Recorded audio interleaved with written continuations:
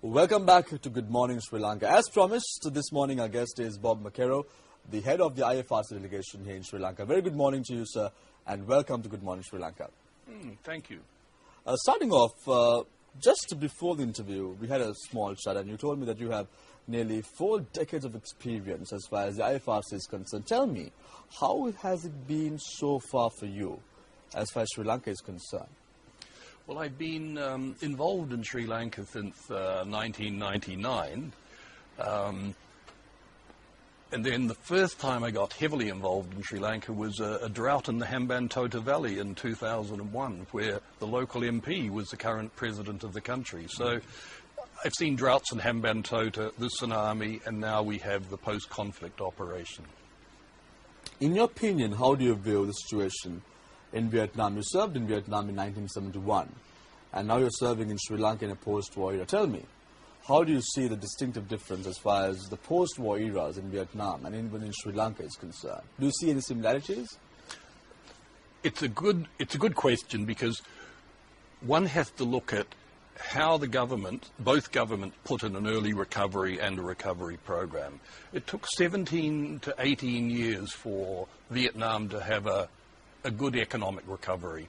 Here, the government got its priorities right. It put huge amount of effort on infrastructure, like we saw roading going ahead, water, sanitation, electricity, schools and hospitals rehabilitated quickly. So in terms of Sri Lanka compared to Vietnam, Sri Lanka, the government got the recipe right for infrastructure recovery. However, the challenge in post-conflict is always that reconciliation. Tell us, Mr. Mckerrow, a little bit about this challenge, you say, after the conflict and when the IFRC came in. What was the challenge that you all had to specifically handle? Well, you see, the Sri Lanka Red Cross is a member of our international federation. So the Sri Lanka Red Cross is the implementing agency, and we provide technical support, financial support. So our role is to work with the Sri Lanka Red Cross and the government to make sure we scale up in terms of recovery efforts. How has it been with the IDP resettlement progress and what you do with regard to that, the rehabilitation as well as their livelihood, what the IFRC does with regard? We came up with the Sri Lanka Red Cross from the outset with an integrated recovery program. Integrated in the sense that first priority is owner-driven housing. Let the people build their own houses and build it to their specification. At the same time, you start running livelihoods so that women get an opportunity to, if they want to have a small chicken farm or vegetables, or they may need a solar-powered water pump to irrigate crops. So livelihoods is crucial. Water sanitation is equally important. It's often poor hygiene that cripples recovery. So we've been managed to have an integrated package, while at the same time ensuring that people feel valued. We run programs where, particularly for young people, called Youth as Agents of Behavioural Change. So in other words, getting people to address some of the divisions that were drawn during the conflict. So an important part of our work is working auxiliary to the government in working on some of those divides that happened during conflict. Bob, you spoke about getting priorities right. You told us that the Sri Lankan government got its priorities right following the end of the conflict. I want to know, one of the allegations leveled at the Sri Lankan government by the international community, especially the US, is the fact that Sri Lanka has not got its priorities right following the end of the conflict. I want to know your notion, your thinking behind telling us getting priorities right here.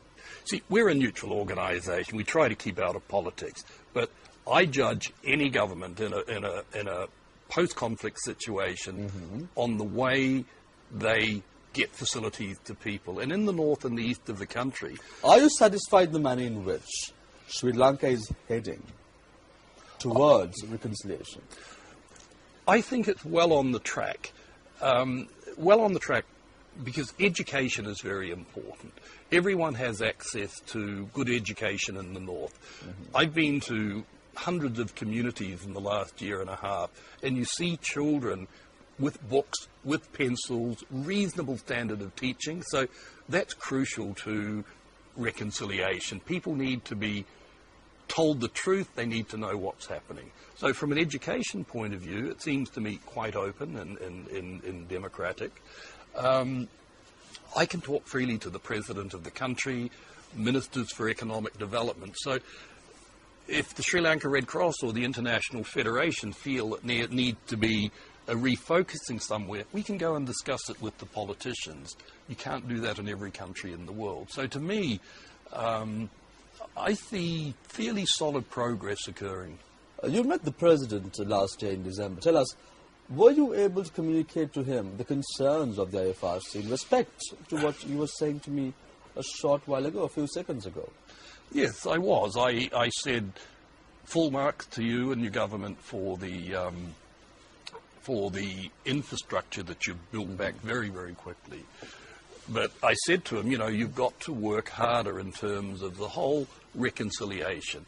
And he was very open about this. You know, he was, come on, tell me honestly what you think. What's your real opinion? I liked that, and I was able to talk to both him and his eldest son, who's also involved in, you know, rehabilitation, reconciliation in the north. I was very open with them, and that's a very healthy sign. Do you think, Bob, with your experience with the people in the north, and when you have been working with them, is there still, or has it got lost? Is there any animosity towards the south, towards the government, or is it developing, rapidly decreasing? Is it still there? I feel that a sense of coming together. 18 months ago, when I first visited the north, you know, many people had been living in bunkers for 7 or 8 years. They hardly saw the sunshine. And, you know, people were traumatized to some degree. 18 months later, you know, you see the smiles, you see life getting back to normal. Kids playing cricket, lots of laughter. I didn't hear laughter 18 months ago. It's happening. It's happening. I saw in a documentary put by your organization where you mentioned, I think in 2010, that you were disappointed with what the international community has done, that they have let go of Sri Lankan IDP. Has that position changed? How do you say that they did let them down in that sense? I don't think it changed. There are still 100,000 families in the north without a home. We all need a home to belong somewhere. So that's a huge challenge. I think the international community did promise a lot of support in the recovery operation. That support never came through to the degree we expected. And that's disappointing. But on the other hand, I congratulate the Indian government for coming through with a high degree of funding for housing. I think 43,000 houses. That's going to make a huge difference. 43,000 houses will change the lives of a lot of people, and I hope we're going to be part of that. Bob, my final question to you is this morning is the fact that you're very optimistic about the situation in Sri Lanka. You said the Sri Lankan government has got its priorities right. I want to ask you, as our final question this morning, the lessons learned on reconciliation report. There are questions that have really mounted on this subject over the last few months or so since it was released to the public domain. I want to know, Bob, what is your position as an organization as far as the LLRC report is concerned, the U.S. draft resolution in Geneva is concerned? How do you view these two elements? You are a man with 4 decades of experience. You're working for a neutral organization. Tell me, how do you view this? We leave the politics to the politicians. We're humanitarian workers. There are people in the north that need more and more help. So I spend most of my time talking to diplomats and politicians about giving funding for humanitarian work. The politics, I leave to wiser people. Thank you very much, Bob. We will have to leave you at that. Thank you very much for joining us this morning on Good Morning Sri Lanka.